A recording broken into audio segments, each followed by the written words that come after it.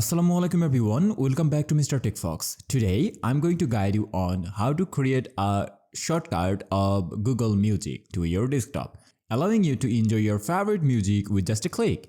If you find this tutorial helpful, please consider subscribing for more tech advice. Alright, first of all, open your browser and type on the address bar music.youtube.com. Press enter. After that, you have to click on the top right corner of the three-dot icon of your browser and select Cast, Save and Share. Normally, if you hover over here, you will get an option to create the shortcut. Normally click on that and here give it a name. I am keeping it as default name and pressing on the Create button. And now it will create a YouTube music icon on your desktop. And every time if you click on this, it will redirect you to music.youtube.com every time, and you can play your favorite music from here.